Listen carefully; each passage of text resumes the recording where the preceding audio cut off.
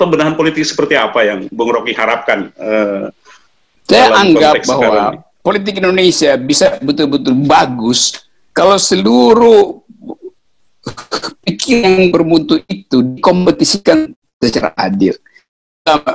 Kampus nggak boleh presiden nentuin rektornya, ya biar aja orang milih mana yang bagus di kampus. Begitu juga dalam politik, nggak boleh ada threshold.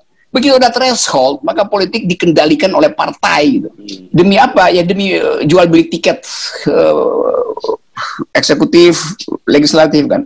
Jadi kompetisi itulah yang membuat orang diuji gitu. Kalau enggak, ya ini kayak Harun Masiku akhirnya kan. Berusaha untuk nyogok, ketahuan, kabur, sekarang orang nggak tahu ada di mana, jadi problem macam-macam, dan orang diamin. Padahal itu contoh dari buruknya kaderisasi politik gitu. Orang mau nyalip aja tanpa modal pikiran maksudnya. Jadi kalau amplop Anda tebal, maka Anda bisa geser orang lain yang amplopnya kecil tapi otaknya tebal. Kan nggak fair kan? Jadi kompetisi harus dimulai dengan menghilangkan threshold. Karena itu saya tahun lalu, 2 tahun lalu saya datang ke Mahkamah Konstitusi untuk minta threshold dihilangin. Tapi Mahkamah Konstitusi nolak. Sekarang teman-teman saya, Rizal Ramli, Refli Harun, lakukan hal itu dan kita dorong sama-sama. Supaya betul-betul filternya itu ada pada publik, bukan pada partai, gitu kan? Itu soalnya tuh. Nah dari situ baru kita bisa benahi.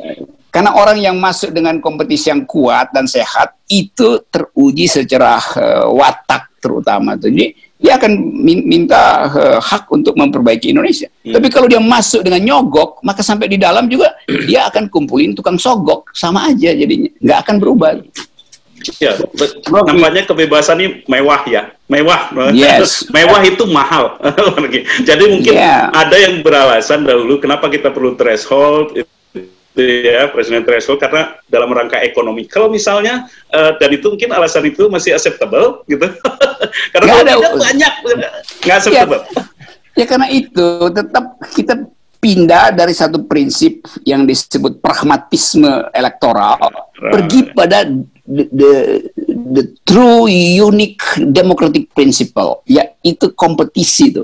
Supaya nanti ada yang kalah dalam kompetisi. Kalau dia kalah, dia akan beroposisi itu. Kan itu kan? Nah sekarang karena nggak ada kompetisi, maka nggak ada yang beroposisi. Akibatnya anything goes itu. Tuker tambah aja itu.